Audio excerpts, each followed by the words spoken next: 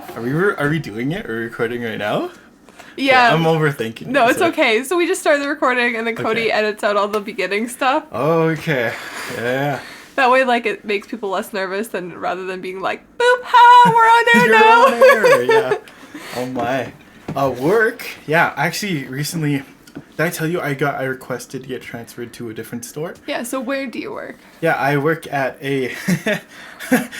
No one stalked me in the cyber world. I work at a superstore, and I recently got transferred to one in a different quadrant of the city. I worked up the nerve to ask, and I actually got approved to transfer today, so... Exciting. Yeah, very, very exciting. This is nice. Now it's gonna kind of, like, commemorate it on a podcast. I wonder if this is going to be, like, a point in my life when I look back on it, like, wait, what am I talking about here? What store was he talking about? But yeah, it's a big deal for this version of Tim right now, so... Cool. Do you think... Yeah.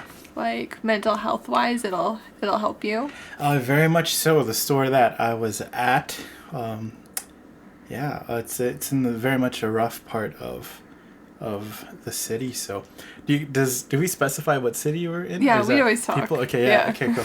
So it's a rough part of Calgary. So, what's going to be a bit more refreshing? One of the differences I actually drew. Actually, a lot of the managers live outside of the neighborhood. So after they're done working at their stores, they get to go back to a neighborhood that doesn't look like the one, that they work at. The difference for me is that I work in the same neighborhood that I live in and moved out towards. So I don't know. There's a few moments where I work loss prevention, by the way, so dealing with thieves and such.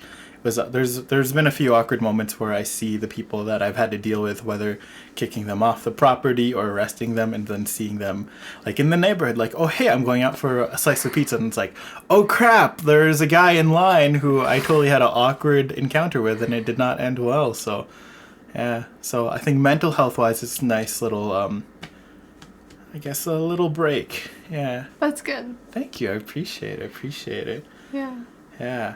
What does work look like for you now? Are you still with the family? Yeah, I never asked this. No, it's okay. Yeah. Actually, things are changing for me. Yeah, so I'm school too, right? Right, yeah. So I'm starting school. Yeah. My first year of university after 8 years of not going to school. Ooh. So I'm like super scared about that. But just because of my school schedule, I won't have time to keep working with the kids that I work with. Right. So the family is gonna have to find another nanny, which I'm like pretty sad about because I love them. Yeah. Right? Mm-hmm. Oh my. So the 2 days next week are probably like some of my last like official days. Yeah. Unless they like need like babysitting or something moving forward. But yeah, I have to find a new job. Have you told the children? Do the children know already? Yeah. Oh my, how did they take that? They were actually pretty upset. They're like, no! Why can't you be here? I was like, oh, I'm sorry. I have school too. Yeah.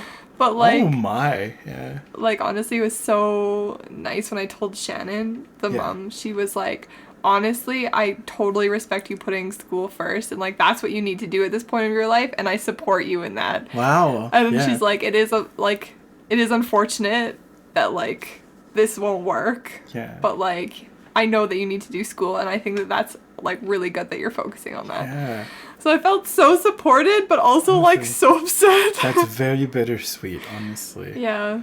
And like that's really cool because from what I understand, your employer, like both of them are lawyers, right? Yeah. So it's cool, like I don't know, a powerful woman like helping like raise up another powerful woman in a sense. That's and actually, really cool. She has like multiple degrees. Wow. I know. Who is she? She's so cool. What are these degrees? I don't actually know. I just know she holds multiple degrees and that she's a really big lawyer. Wow. She's out here like a thermostat with all these degrees. Yeah. That's really cool. Do you think, I feel like that definitely like changes the context of like who you are to these people, but like, I don't know. I guess it's one of those things like you won't know until you cross, or you get there when you get there kind of thing. Like, I don't know if the kids want to like, you said babysitting was still on the table, right? Yeah. That's good. Is that something they offered or they wanted to? Yeah, well, like I need to come in and work an evening here or there, that's fine. Cool. The problem is I have classes at 4 every day. Yeah. Oh, starting at 4. So, and that's like the time that they need to be like driven to activities. Yep. Or I think Mac needs to be picked up from school now. Yeah. So like it just didn't work. Yeah. Which was really unfortunate. I'm like pretty sad. And also like it is terrifying looking for a new job. I haven't had to look for a new job in like 3 or 4 years. Yeah. Oh my. Oh my. You've been with them that long, huh? No, I've only been with them for like a year and a half. Okay, yeah. But before that, I was a manager. I remember that for the surf. Yeah. For Mountain Tide Aquatics. Mm-hmm, I remember that. So it's been so long. Well, I updated my resume. Yeah. Got some really good references now too. I do, yes. Yeah. So. Oh my. I feel like I'm saying oh my a lot. I'm going to try to cut that out. Cody, please, in the future, just cut out all my oh my's. He won't. You. Oh dear. Oh goodness. Oh golly gee. Oh golly gee. Mm-hmm. Yeah. So that's been hard. And then like. Yeah. Honestly, I've been so stressed because like. School is a thing. School is a thing. That I haven't been to in 8 years, and also it's all online, and I've never done online school. Yeah. So was that like Zoom calls kind of thing, or is it just like they throw homework at you, or? I actually have no idea. Okay. So there's class time scheduled for specific times, and I believe that the lectures happen online. Okay. So you have to kind of be logged in for those. I see. For the lectures. Yeah. Okay. So, I don't know how it's going to work completely, but I'm pretty scared. Pretty scared. I understand, like, you haven't been in the same learning context in the last 8 years in terms of, like, being in an institution, but, like, how would you define your relationship with learning, I mean, right now I feel like you've grown a lot, and, like, I feel like I can't imagine you as someone who's not constantly learning in some way. Yeah, I love learning and like reading. Like I finished 2 books today, and I'm halfway through a third. Heck yeah! So, and you're out here just like planting things and planning out like greenhouses like it ain't no thing. It's like I just like Tierra's just got this. It's great. How did you? Do you remember a moment where it's like what's something you know now that you didn't know before? I guess that you use like every day. I don't even know. That's a tough one. Like, how do you know what you don't know, I guess? Yeah, exactly. Like, I guess for gardening, it's always been something that I've done. So, like, you were telling me with your aunt, right? Yeah. So, like, growing up, my mom always had a garden, and, like, the garden was, like, massive, like, the size of a backyard. But we lived on an acreage, so... But I remember we were always out there weeding, and weeding was my least favorite chore. Oh, boy. I hated it. But we always, like, were out weeding, and I knew, like, what plants were which from a very young age, because that's what my mom taught me, and she was like, okay, these are carrots, don't pull those aren't weeds.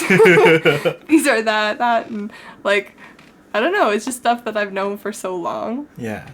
That, like, it doesn't... even register like how I learned it. I just become know such it. A natural extension of what you do. Yeah. In life. That's really cool. Yeah. I was caught myself. I almost said, "Oh my." Cody, please cut them all out. Let there be some mystery. What's something that you're obviously going to school for the pursuit of knowledge. What's something that like you're excited to have a better grasp on, I guess? Okay, so this really exciting thing happened a couple weeks ago. Ooh, okay, let's hear it. My friend Leon from Germany. Yes, I remember Leon. Oh, actually, he's in Edinburgh. So he's an amazing swing dancer for the crowd who doesn't know. Yeah, he is. That's where I met him, was swing dancing. But we became friends because he is actually finishing up his degree in geology.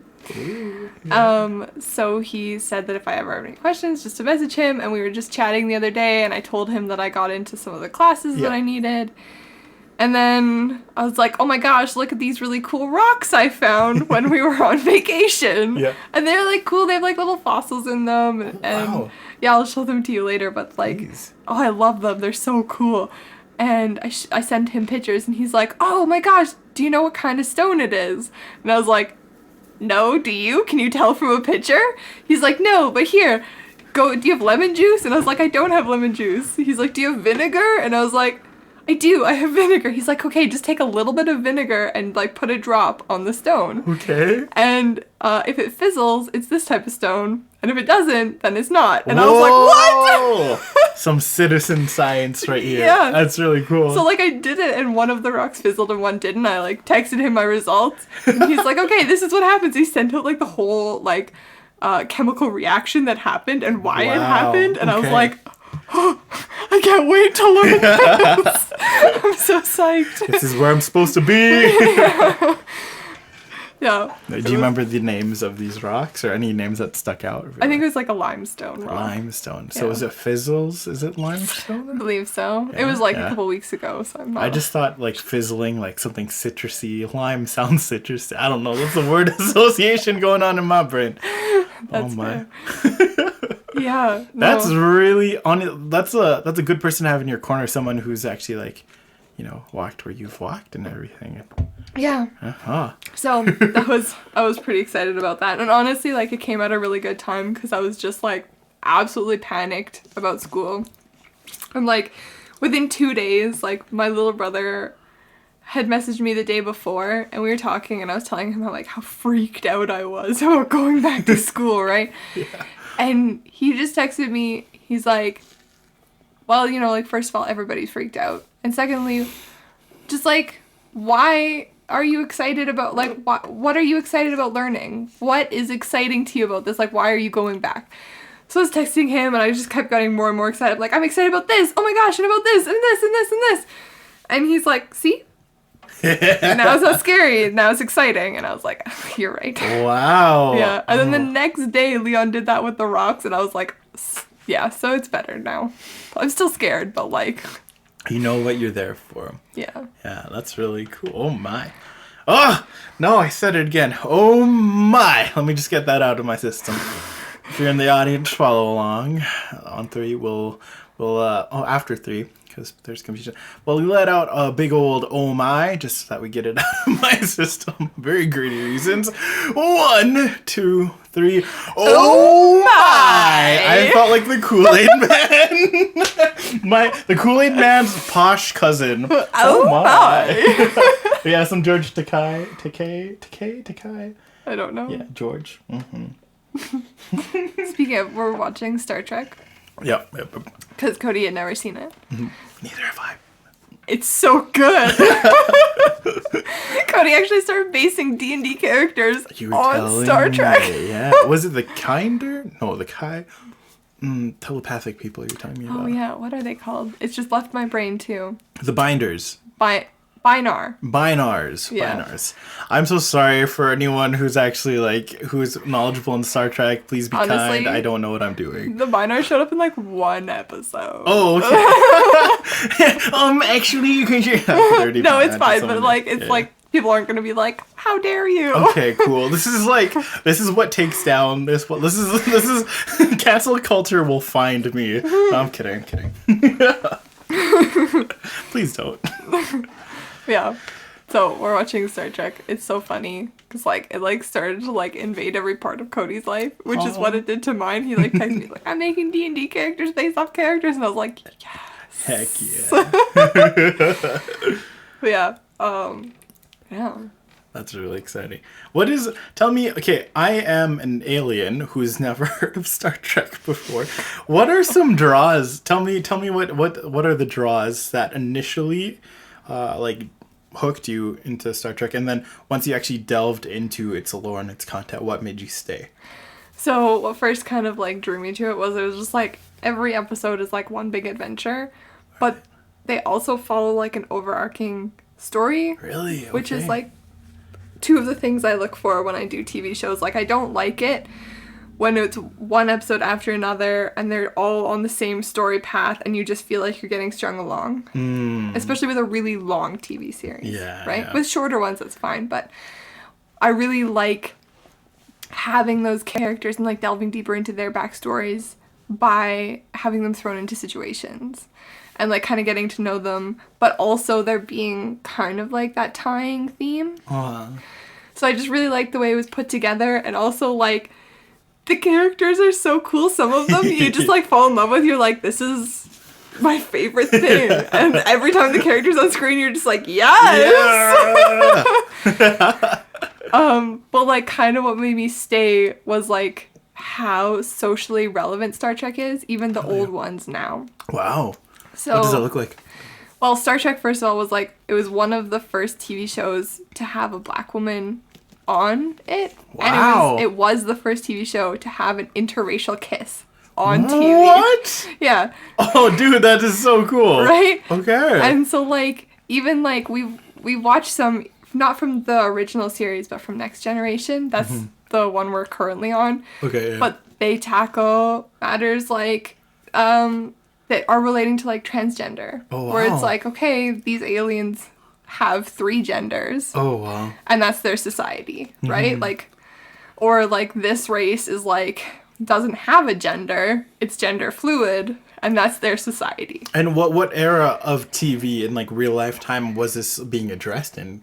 So, in the original series, I think it was, like, 70s, 80s. Oh, cool. Yeah.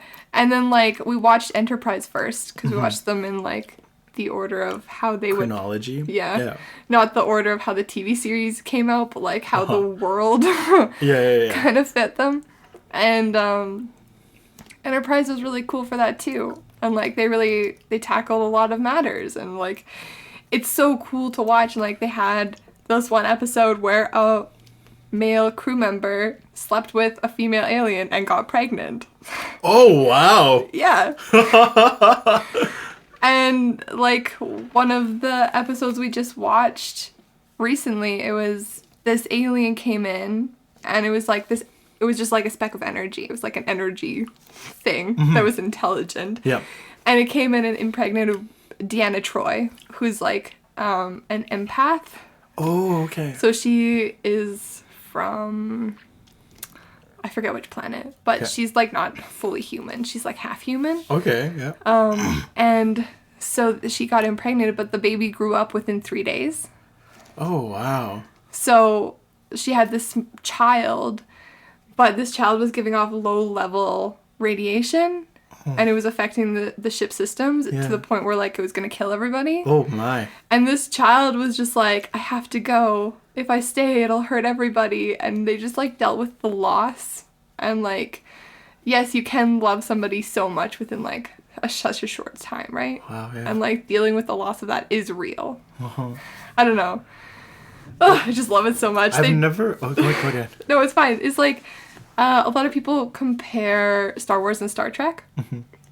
But they're not the same. No. And, like, Star Wars is amazing, and I love it. But it's very much like space battles. Yep.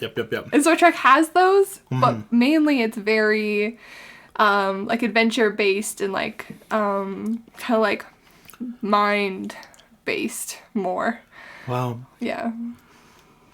Well, I was curious about it. Oh, just responding to your conclusion, like it sounds like you mentioned it being mind based, but also like I'm sensing that it has a lot of heart to it too. Oh yeah. Like to not only want to like communicate a great adventurous sci-fi story, but to want to have it mean something in some way. I detect. I haven't watched it, but I'm detecting just from what I'm hearing from you. It's just had a lot of heart to it, which is you're selling me on it now. I wouldn't even know where to start, but like.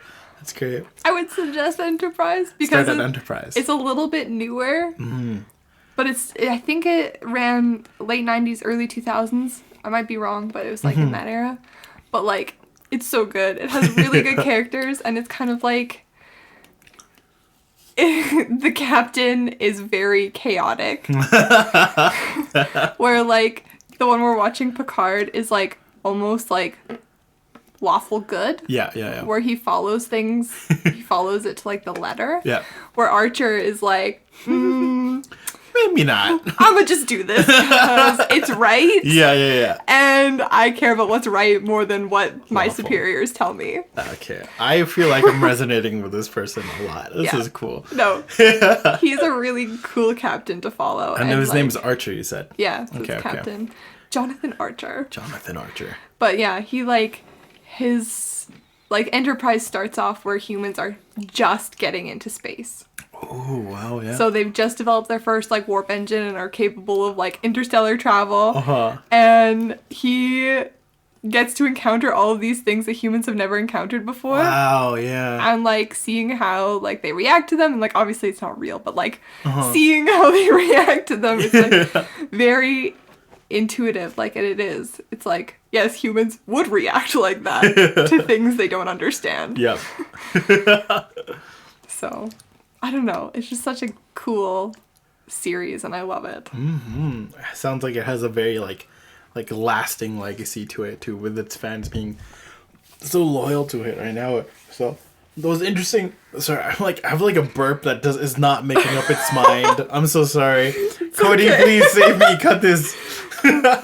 Insert like a really roarous burp noise here, if you don't mind, Cody. But what was interesting about one of the characters you mentioned was Diana Troy. Mm-hmm. Yeah. Well, I don't know. I feel like that's interesting. So an empath is normally people who can like sense other people's emotions. So I feel like that would be an interesting arc for her to become aware of her own emotions by something happening to her, something as sacred and attachment driven as having a child. That's really interesting. And actually, one of the things I really liked about having her on the ship is that she's called the ship's counselor. Okay. And she's present in a lot of like really dangerous situations and like really intense things. Yes. Because when she's there, she can tell the captain, she can be like, these people are hiding something. Cool. Or these people are really upset we're here, but I don't know why. Or like, for some reason, these people are very happy, even though they're not showing it, and so maybe we should be a little bit careful. Oh, whoa. That's really cool. Yeah. And so I just, like, I love having her in, like, one of the recent episodes. I don't even remember what was happening, but she pulled aside the captain and was like, hey, I'm sensing some really strong feelings from you that maybe aren't super positive. Oh. I think maybe you should spend the next little while, because we're like traveling on our way somewhere. I think you should spend the next couple of hours maybe like examining those and like resolving them before you're put into a stressful situation. Whoa. And he does. That sounds like an amazing... I can't even picture that real life dynamic, but that's really cool. That level of like accountability and like being able to be so responsible with other people's emotions in that way. Yeah. What? I know. She's like, she's one of my favorite, and it doesn't...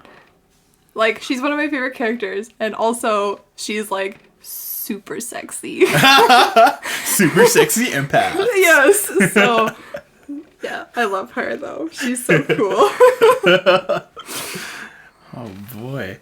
Well, sounds like... Oh, wait, is she on Enterprise? No. So, she's on... What if I started on whatever show she's on? Yeah, you can start there. So, I remember she's from the planet Beta. Planet Beta. I think Betazoid. She's a Betazoid, anyways. Okay. Or she's half Betazoid. Her mother married a human. Aww. And is that empathy, or being an empath, is that an ability inherent to the Betazoids? Yeah, so actually Betazoids have telepathy. Oh, okay. But being only half Betazoid, she has a very strong empathy. Okay. And then with members of her own race, she has telepathy. Oh, that's really cool. Yeah. That's really cool. Oh my.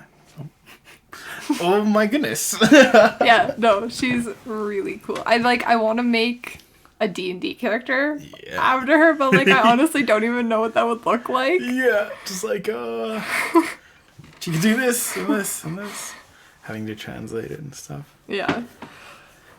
I remember I was having a conversation with my roommate Hernan about I guess the power of like telepathy and like mind reading and such. Mm-hmm. And I was just thinking like at its like most nitty gritty, it would be incredibly difficult, I guess, just because how unique each human brain is.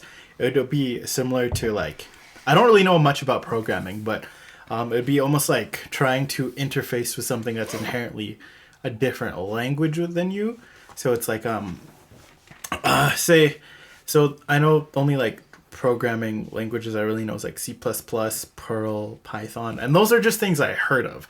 I have no idea what they're actually like, but inherently they're like two different languages. So whatever you're writing your code or program on is either one of those things. I'm so sorry, people who actually program, but I like to think the same concept would be like with, I guess, trying to read or interface with another human brain. It's like, because the way I perceive and understand and process things will be inherently different than the people beside me.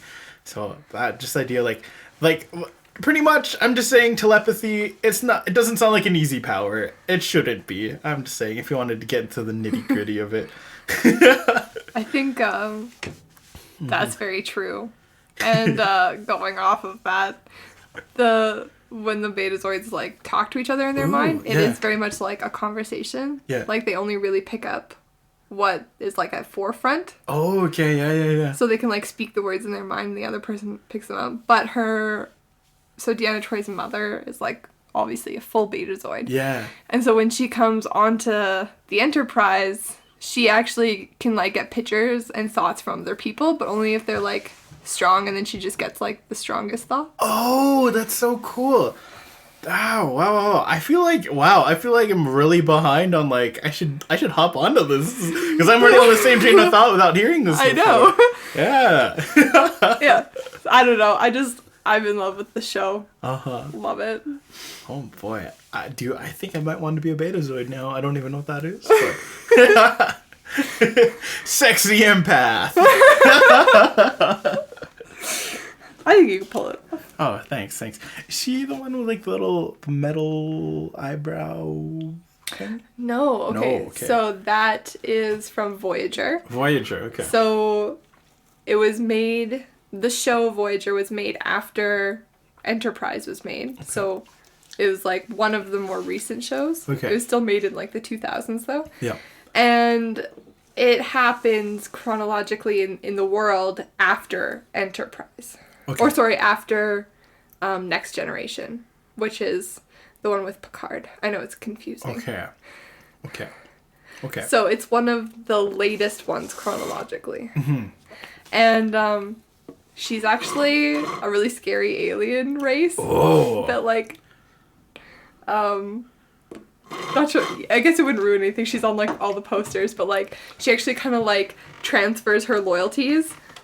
But, like, so she's from this race called the Borg. Okay, the Borg, okay. And the Borg are like, assimilate! We will assimilate you! And, like, that's what they do. They basically, like, they're this, like, super advanced race. Okay.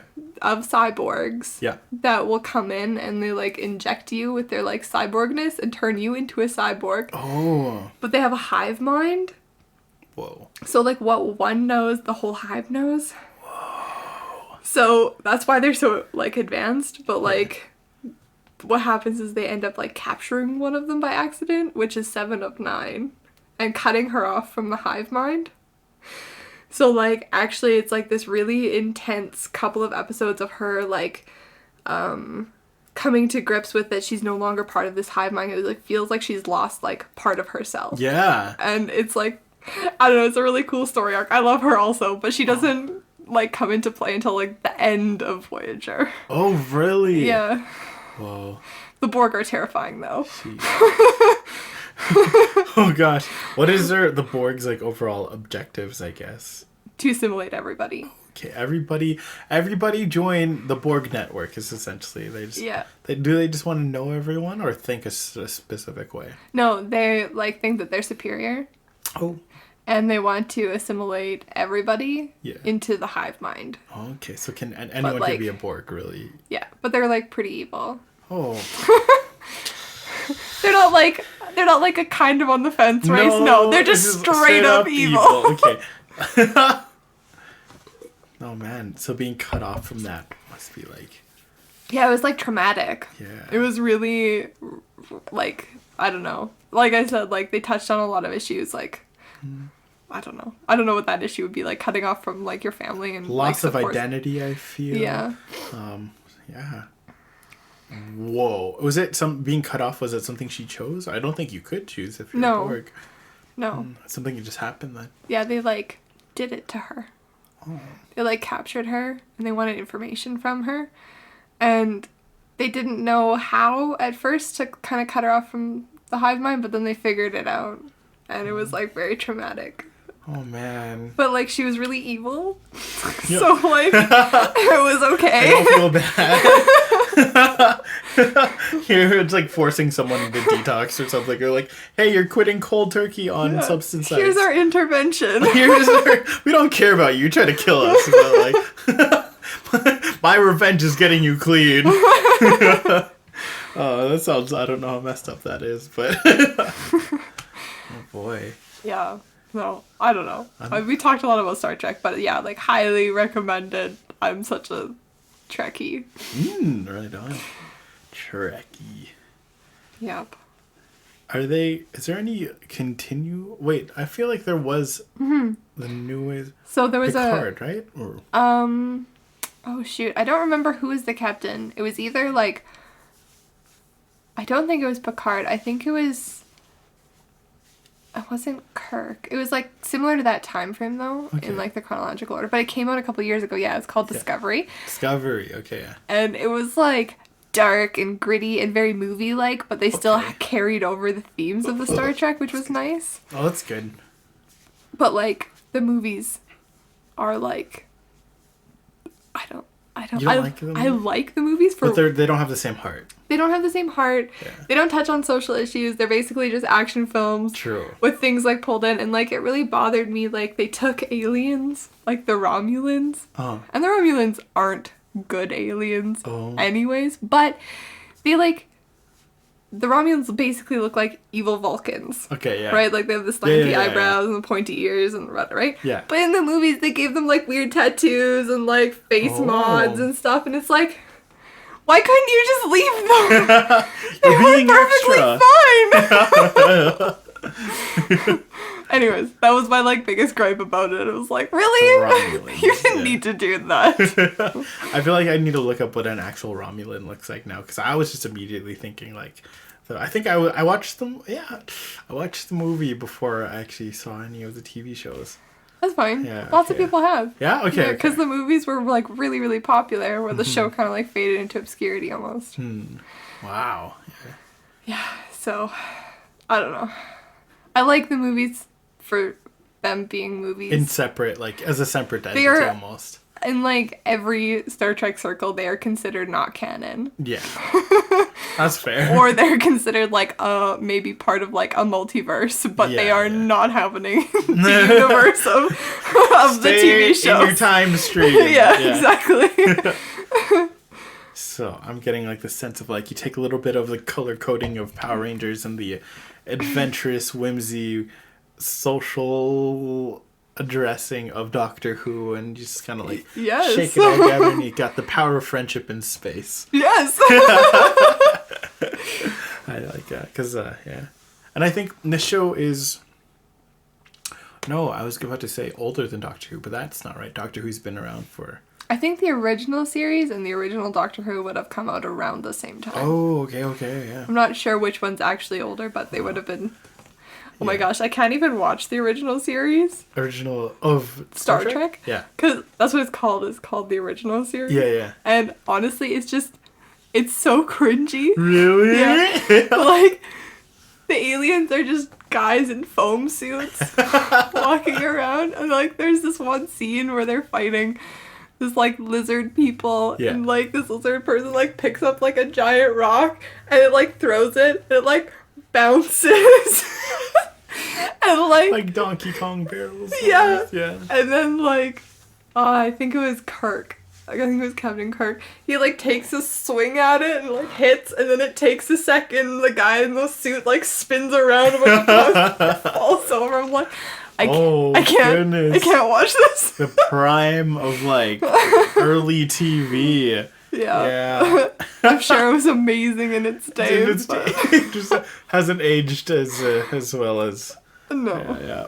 Even some of Next Generation were watching it, and Cody's just sitting there like, what?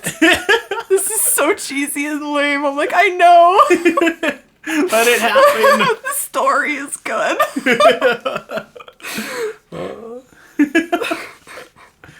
Oh my. Yeah. Visual effects has come a really long way. It's weird. Yeah. Yeah, it has.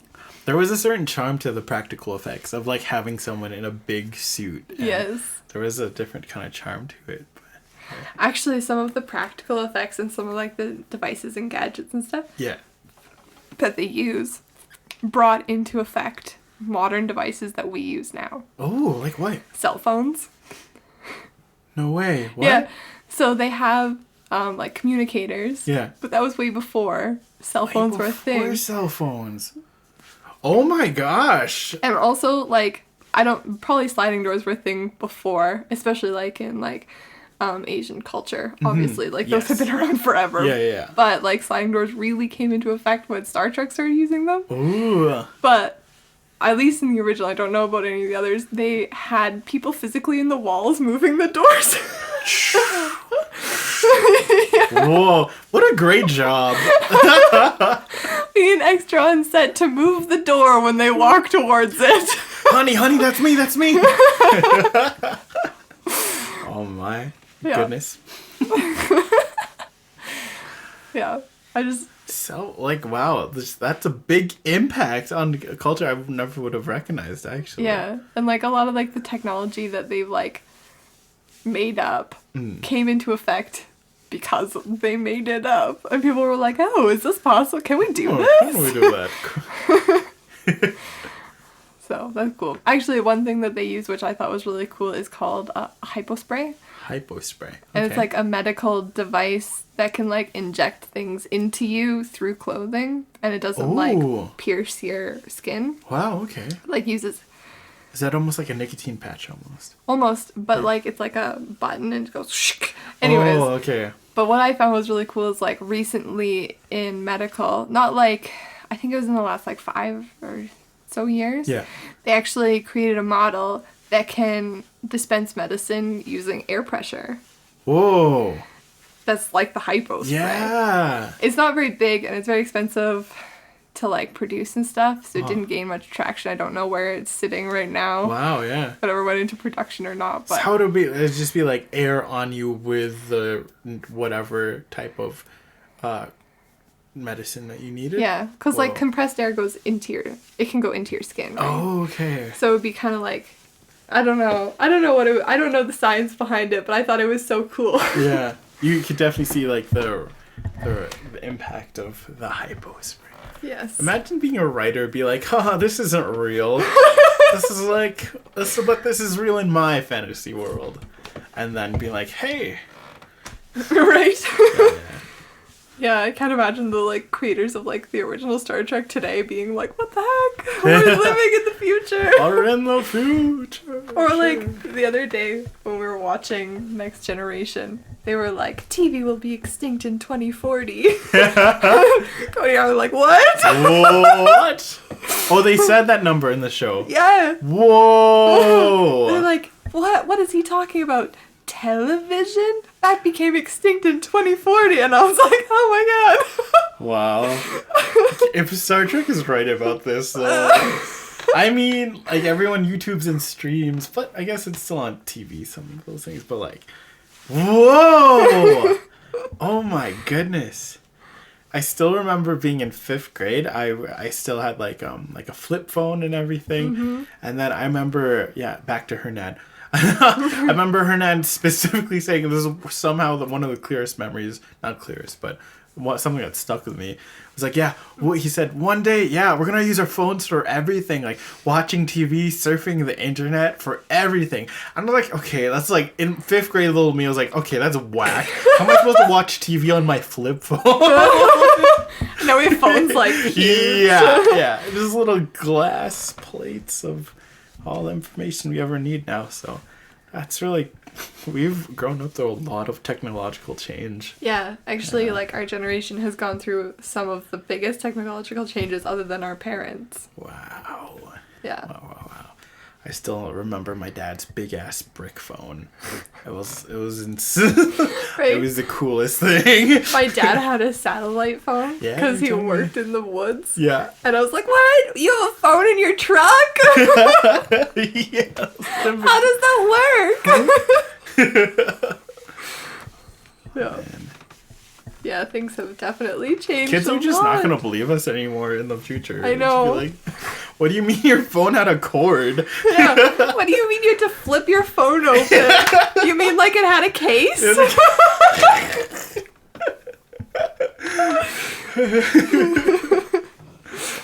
Kids aren't even going to find like old photographs printed out anymore. It's just going to be like our old phones that they found and just like recharging. Look at all mom's selfies. Oh no. It probably won't even be like that. It'd be like, oh, look what I went through mom's old cloud. Weird. Yeah. Man. Yeah, no, it's crazy how much technology has changed in such a short time. And like how much is like projected to change too, right? I could where else where are you gonna go except up? I was just thinking like technology. Part of my brain was like, technology, calm down. We're still figuring. I'm still reading the manual for my N64. Okay. Yeah. Oh, so Tim is part of my D&D group. Yeah. That I DM, that Cody's also part of. You probably have heard us talking about it. My bro Shepin, or I'm Shepin Body Rock, and he's Humphrey Beauregard, and we're quite chaotic. We are the good guys. Yes. Mm-hmm. Yes, you are.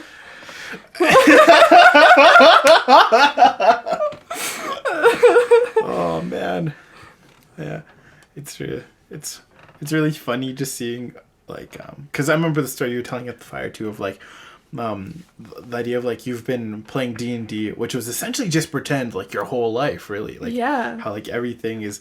Yeah, D&D isn't just like the rules, like there's been different systems and incarnates of the systems, but essentially it's just the idea of imagining and playing pretend, which it's just really cool because it gives us a context to practice imagination in adulthood in a pretty like an acceptable space. It's not like yeah. So what Tim was referencing is the fact that I've played pretend since I was really little. Like all my friends and we all had dress up trunks, and we would go and play. We'd play knights and princesses, and we'd play thieves and bandits, and I don't even know, but we played so much just from pretend. And growing up, I really missed that.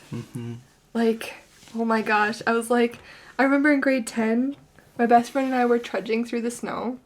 And my best friend is an only child, and so she maybe didn't play pretend as much as I did growing up. But I turned to her and I was like, "Starboard, sailor, we're heading into rough waters!" And she's like, "What is happening?" It's like, "You will address me as captain!" And like, even being like in grade 10, she like immediately fell into step. She's like, "Hi, captain!" I was like... So we played sailor through the snow for like an hour and a half.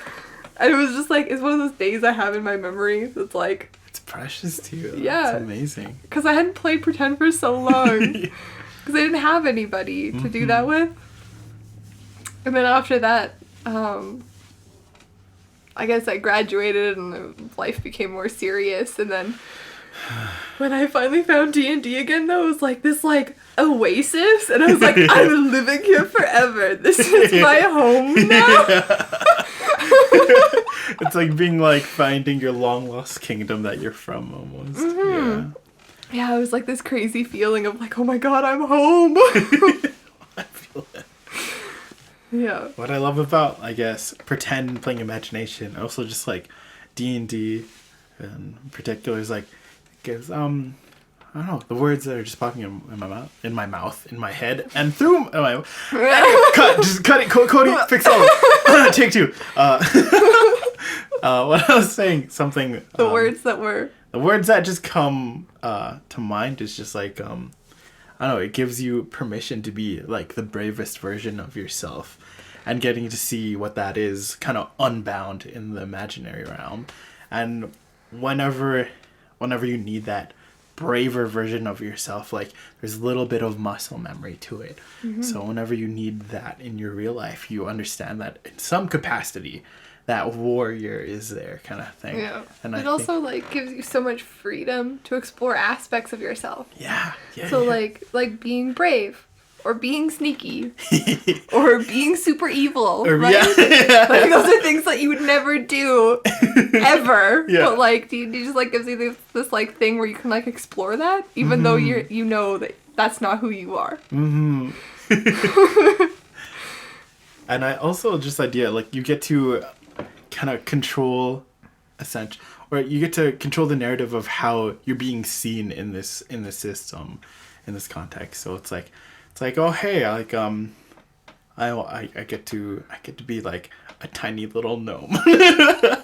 Yeah, or I get to be like this giant thing, and this lumbering, intimidating figure kind of thing. So yeah, you get to really see like what you resonate with, and even if it's not something you resonate with, get to draw out like parts of you that you don't normally get to access. So I find it like also helps with like dealing with like trauma and stuff. Maybe not like maybe not trauma, but like I'm sure it could though. But yeah, you can like put yourself into like a lesser liked species, like a tiefling, right? And tieflings are like stereotypically edgy and outcast. Yeah, but like it says in like the handbook, like people will treat you differently. The townspeople will be afraid of you. Yeah. Like, keep this in mind as you're playing. And, like, it kind of gives you that outlet to explore, like, the themes of, like, bullying and ostracization. Being an ostrich, yes.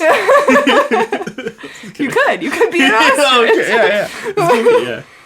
Ostrich, I can't say it either. Oshkosh. But yeah, it's like, I don't know, it just gives you so much freedom to play around with who you are and maybe who you'd like to be, or maybe who you would never like to be. Another thing that draws me to D&D itself is the collaborative aspect. It's like a lot of it you will like, a lot of the fun you'll have is like if you like the people that you're around. And like when I was before I met you and before I actually got to play D&D with real people like in real life, something I would just scour Reddit like, how do I be a good D&D player? Yeah, and just like what the dynamic is and try to get a sense of what it's like actually like to be in a D&D group. And something almost like a law almost is like no D&D is better than bad D&D, and I think that's something that's been kind of like something that I've taken to, I guess, one of my internal sacred D&D laws is if you don't like, it's important to like, because it's a vulnerable space. Why wouldn't you want to share with people you actually trust and actually like? Yeah. Kind of thing. Yeah.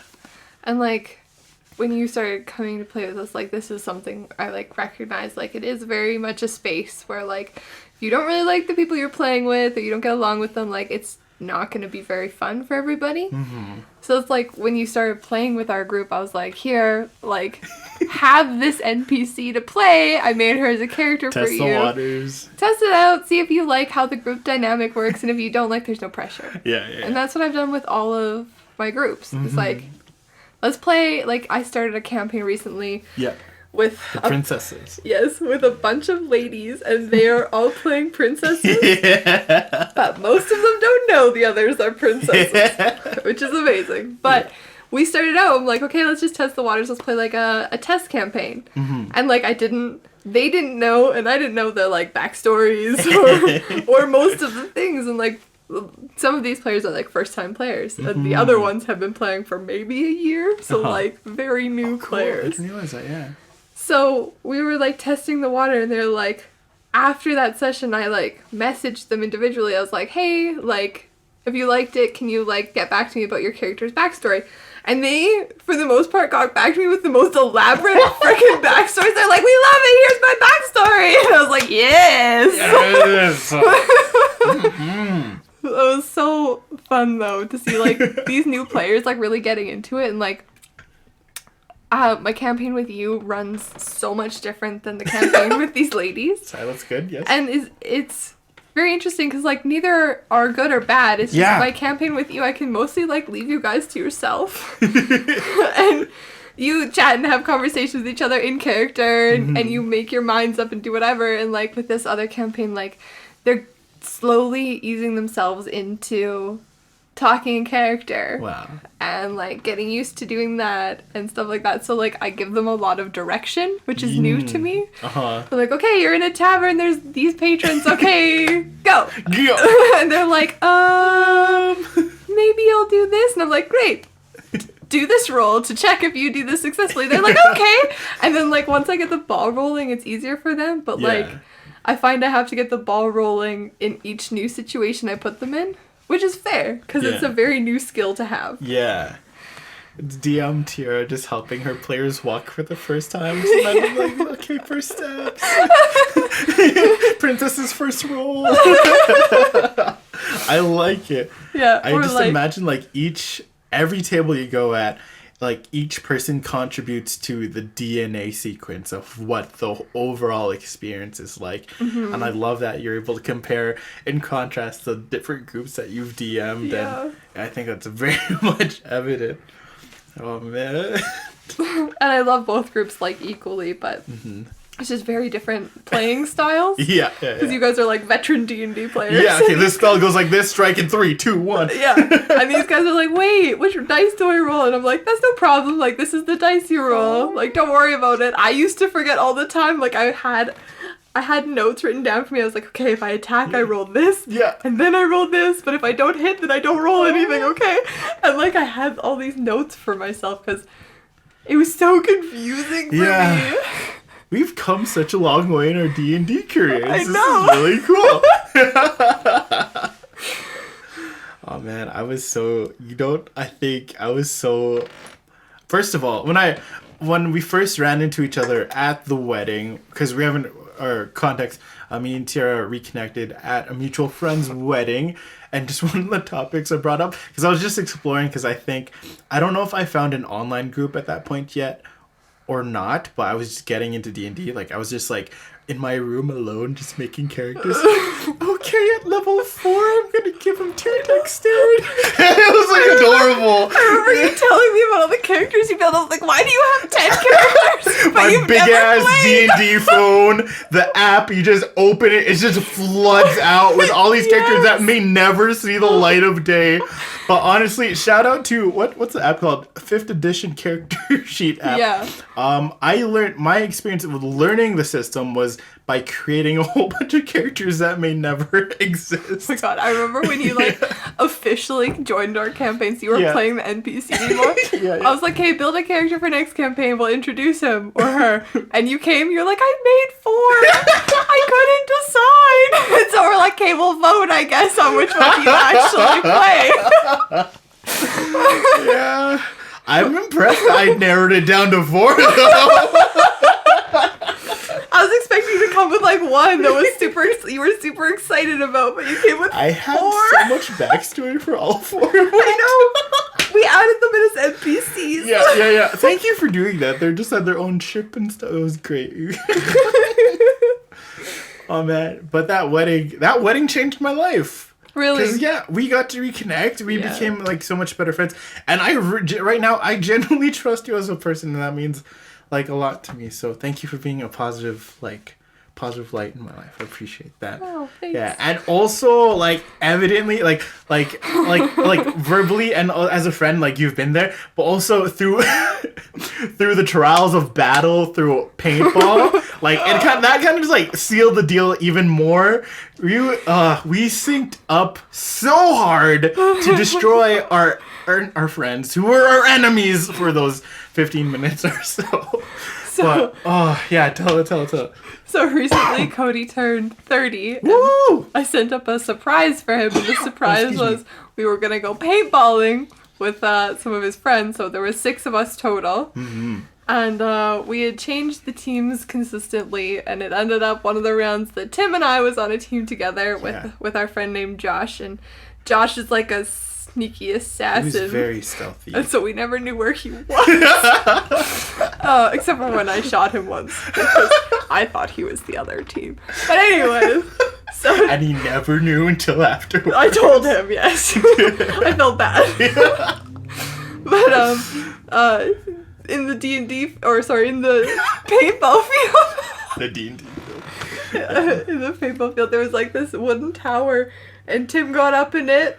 And he was just, Tierra, 11 o'clock, Tierra, over here at 2 o'clock, Tierra, you gotta shoot him, he's coming in hot. And they couldn't hear Tim, but I could hear Tim because I was like on the ground and to the left a little bit. Yeah. And they were all shooting at him, and then they would get hit, and one of our friends was like, I don't even know where I got shot. I got shot 3 times, and every time it was when I was going after Tim.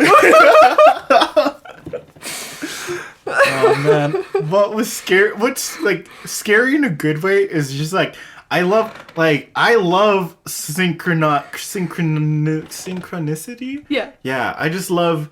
I don't know. There was no really established planning as much. No. Like we just had a general concept, like, oh hey, maybe we'll go here, maybe we'll go here.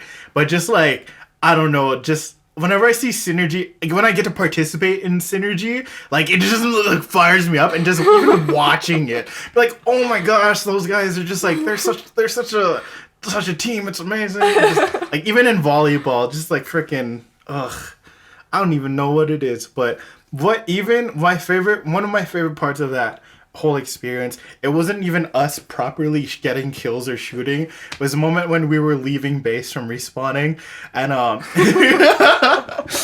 was like, I wanted to control the far tower, so I was getting ready to run, and I don't even know how we phrased it, but like it's like, hey, can you lay down some suppressive fire for me while I run across? I was like, hey, guys, you ready? Yeah, Go, 3, 2, 1, brr, and Tierra's just like, brr, brr, brr, brr, brr, and I was like, and I ran all the way to the tower. Once I got there, I like gave the thumbs up, like we're good, and then it's like when she started running over, it was my turn to go, brr, brr, brr, brr, and Tierra was like, and we both made it to our perches. It was. I don't know. That was like, it was like a proud war moment. I know war's not good, but paintball is different. There's no fatalities. Surprising, getting shot in the mask is way more favorable than getting shot anywhere else in the body. Jordy shot me at least like 4 times in the mask, and I was completely fine. I was like, wow, that's really scary. That would be a confirmed kill and everything. But like the 3 shots that I actually got in my body, it hurt so much. Gosh. Yeah. We went last Saturday, and my bruises are still like 2 inches in diameter. Yeah. You want to see this one's you, T. Oh my god, I'm so sorry. No, it's fine. I feel like I'm really cool. It's really accessible, so when I show it off to people. Yeah, mine are just showing on my legs. Just these massive green spots. Oh man. Yeah. That was a good time. Thank you so much for inviting me. But that was a moment where I was like, yeah, I could trust, like, I have like 0 doubts I could trust her in a pinch now. So, shout out to Bragg Creek Paintball. Forging friendships. The blood and paint of your enemies. Yeah. Yeah, that was good times. Mm-hmm. Oh, man, I'm like sweating from laughing. Too. Does that make sense? Like, is that how the body works? My like abs are hurting. There's like sweat on my forehead. I keep like trying to like get it off. Yeah. Oh my goodness. It's like this every time we meet for tea or for coffee or whatever, though. We always leave it and we're like, my abs hurt. Only generally one of us cries. What? It's a coin toss. It's like, oh, sorry, Tim, it's your turn. Okay, so it all started when I was kidding. We're not getting into that in this podcast. I mean, emotional vulnerability, I'm all for it, but I am not ready to share that on a podcast. And that's me recognizing my boundaries. And that's like, it's good, because like, I remember when we first met, you really had trouble with boundaries. And It's something that I've like seen you grow into like incredibly. Thank you. Yeah. That means a lot to me. Thank you very much. Yeah. I think I recognized that you struggled with boundaries because I also struggle with boundaries. Air high five. And so... high five for the overcoming part, not the like... Yeah, no. And I was like...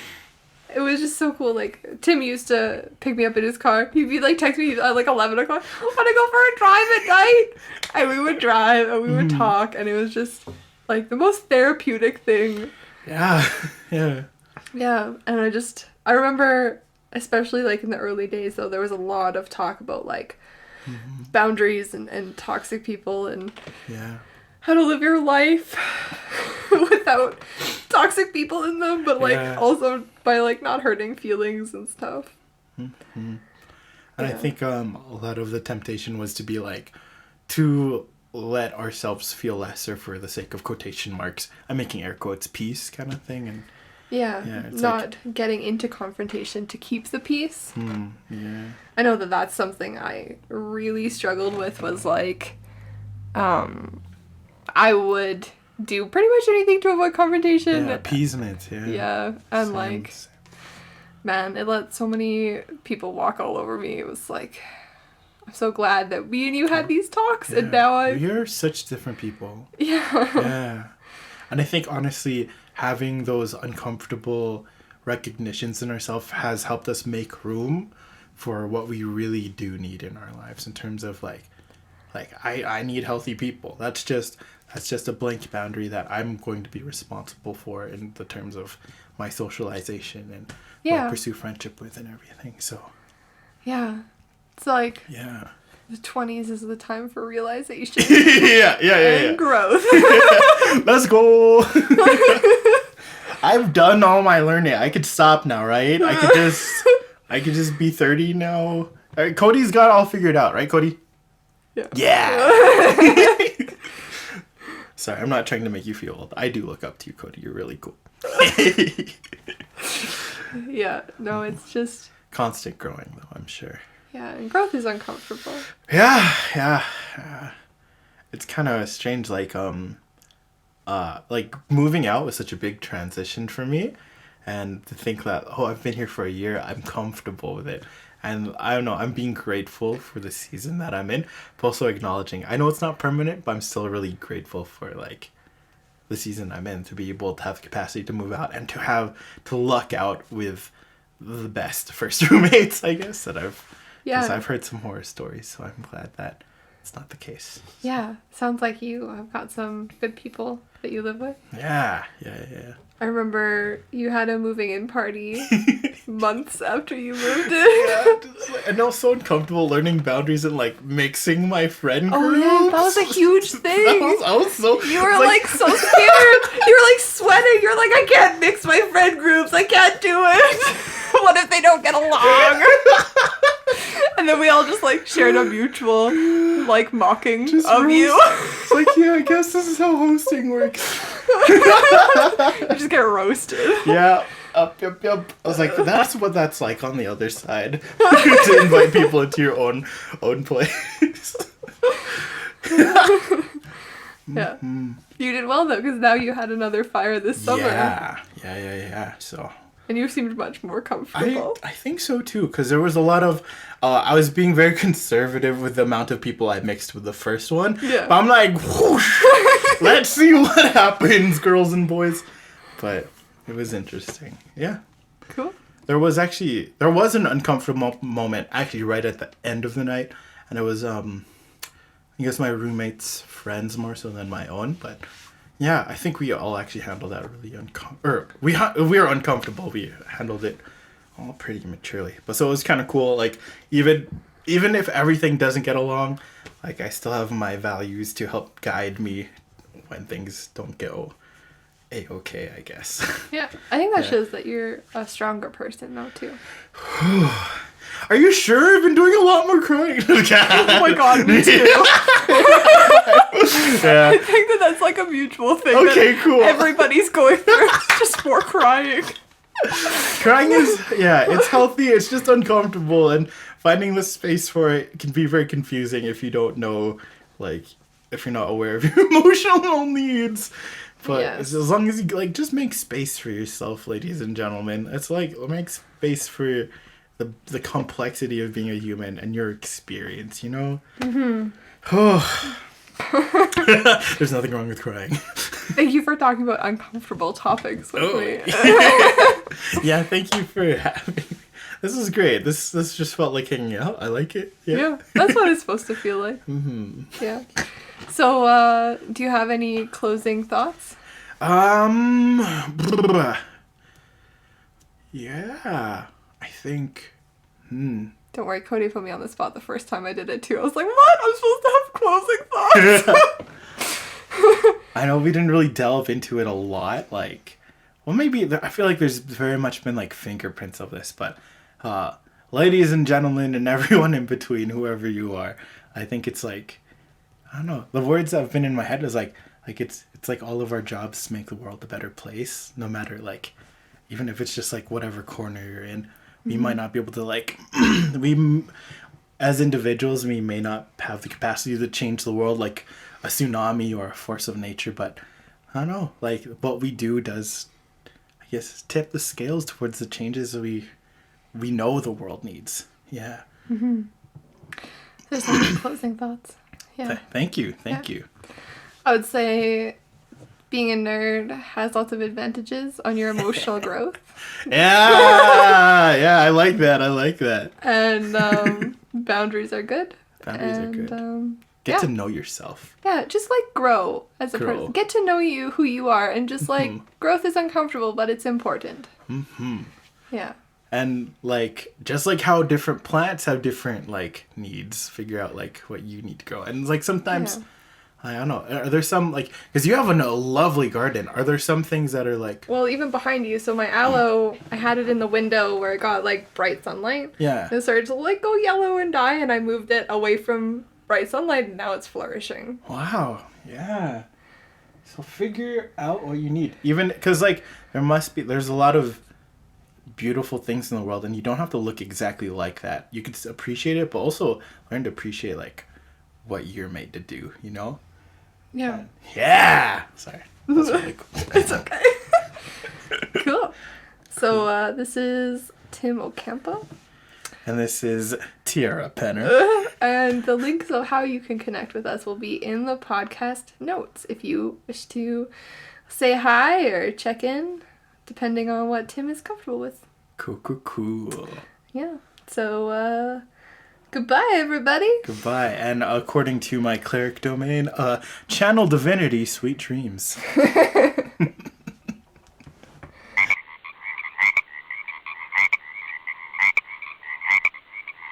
If you like this episode of This Is Your Brain On podcast, consider leaving a rating or a review on your podcast listening app of choice. You can find us on iTunes, Stitcher, Google Play, Spotify, basically anywhere you listen to podcasts, you can find us. Help us break through those evil algorithms and reach the most amount of glorious listeners that we possibly can. And let us know how we're doing. For up-to-date information on the show, you can follow us on social media. You can find us on Facebook, Twitter, and Instagram. For more ways in which you can support the show, visit fsproductions.ca.